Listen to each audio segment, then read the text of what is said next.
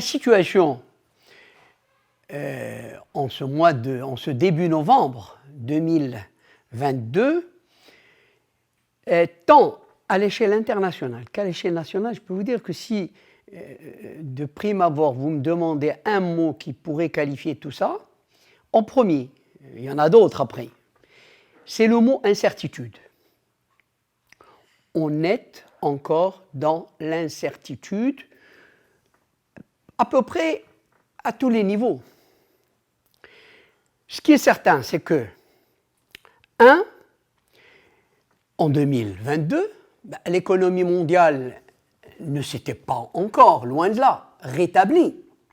Des conséquences de la crise de la pandémie, de la chute brutale de la production en 2020, et la reprise légère en 2021, puis arrive 2022, la crise de Russie-Ukraine, et on est à nouveau plongé dans une crise qui n'en finit pas.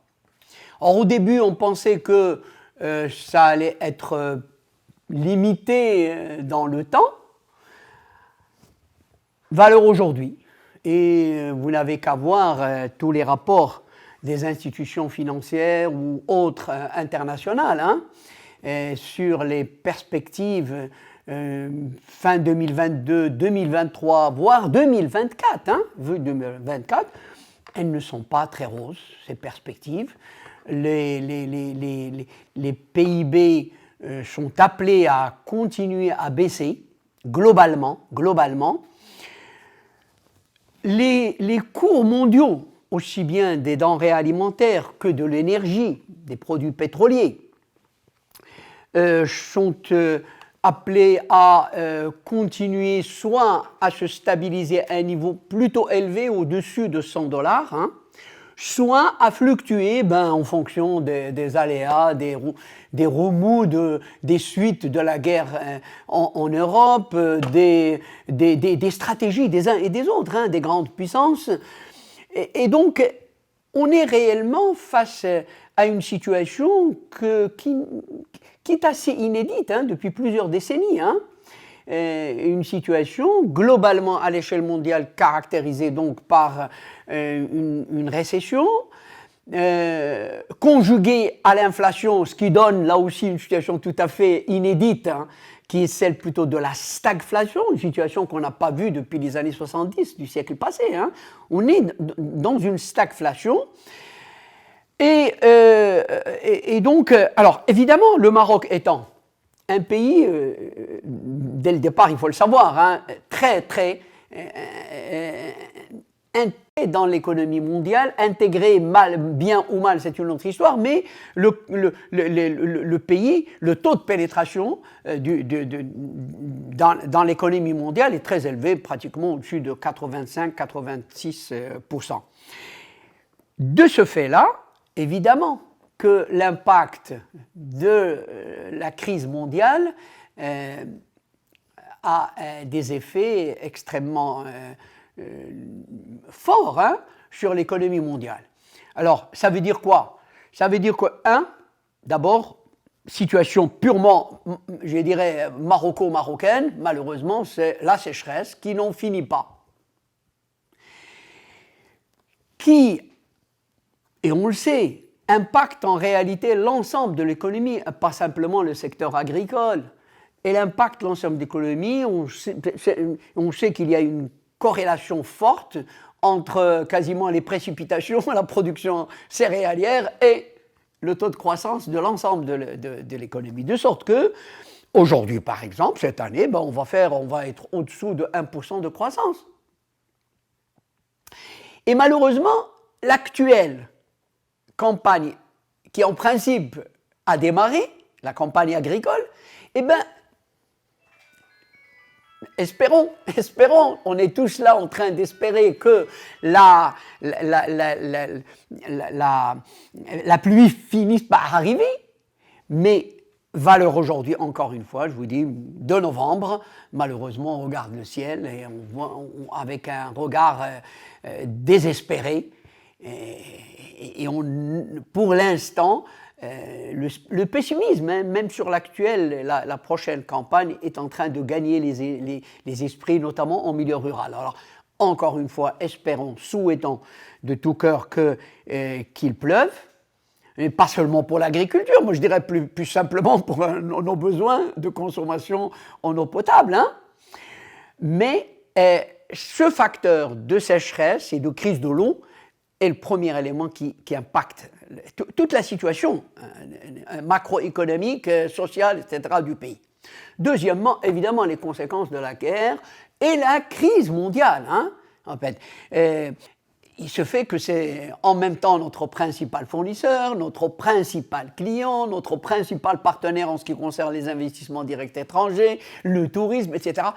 On ne peut pas imaginer que cette relation si forte n'impacte pas, elle aussi, l'économie marocaine. De reste, c'est ce qui fait que d'ailleurs soulève, on y reviendra peut-être, soulève plus qu'une question sur une des hypothèses de la loi de finances qui considère que la demande externe augmenterait de 2,5%, alors que tout indique que la crise à l'extérieur ne peut pas générer une telle demande.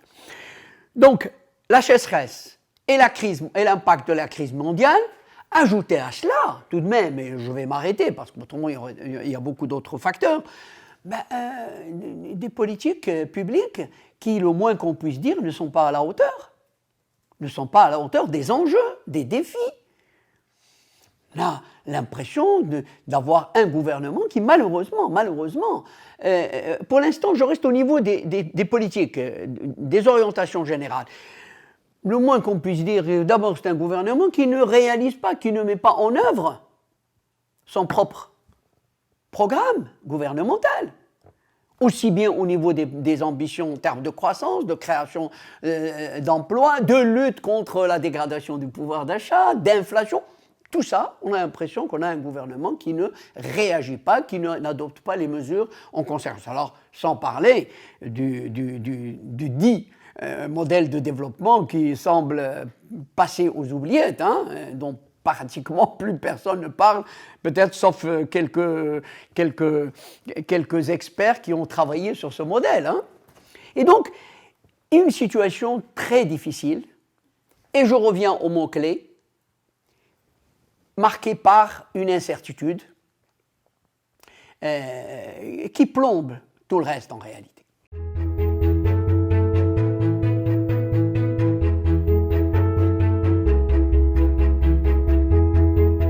Politique monétaire ou de crédit.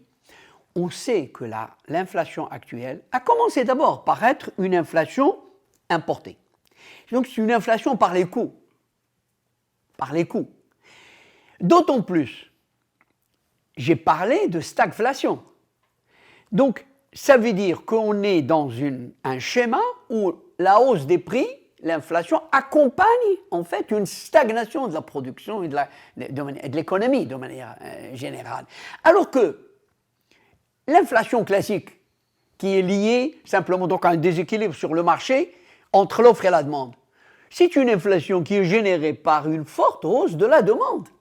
C'est parce que la demande est élevée qu'elle tire les prix vers le haut. Est-ce que c'est la situation que nous vivons aujourd'hui ? C'est évident que non. Nous ne sommes pas face à dans une situation où, justement, la croissance serait tellement forte, et donc la demande forte pour réellement provoquer un déséquilibre sur le marché avec l'offre. Donc, le diagnostic est mauvais, est tout simplement erroné. Et à partir de ce moment-là, lorsque Banque El Maghreb réagit en disant « je vais relever le taux directeur », indépendamment du débat théorique sur la pertinence d'un tel outil de politique publique, indépendamment de cela, on a simplement envie de se dire « très bien, vous allez relever le taux directeur, l'une des deux, soit que les banques suivent, soit qu'ils ne suivent pas, ce qui est d'ailleurs une hypothèse tout à fait réaliste. Il arrive souvent que les banques, selon leurs intérêts, ne suivent pas. Hein. Mais si les banques ne suivent pas, ça sera un coup d'épée dans l'eau. Si les banques suivent et augmentent le taux, Eh bien, la première chose, c'est que est-ce qu'on est face à une demande de crédit de la part des entreprises, des ménages, etc. Est-ce qu'on est face à une demande de crédit tellement élevée que les entreprises emprunteront quand même? Ou est-ce que tout simplement la situation de crise que nous vivons est telle que déjà à l'avance, on sait qu'il n'y a pas assez de demandes de crédit et que donc le pire qui va arriver, c'est quoi? C'est que les entreprises qui avaient peut-être projeté d'investir, de s'endetter puis investir, ben ne vont pas le faire, vont différer leurs investissements.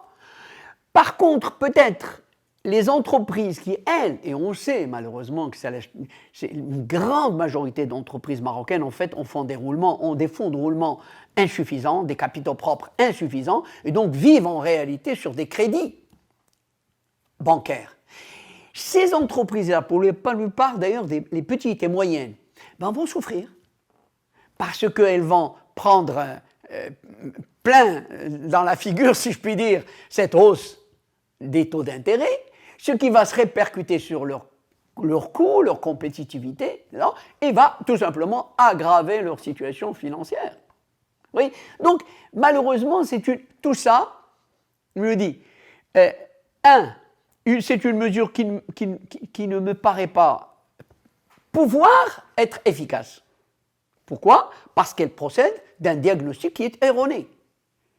Et ensuite, c'est une mesure qui, en fait, dans le meilleur des cas, risque d'être tout simplement d'avoir l'effet d'une épée dans l'eau, soit peut effectivement réellement faire beaucoup de mal à beaucoup d'entreprises.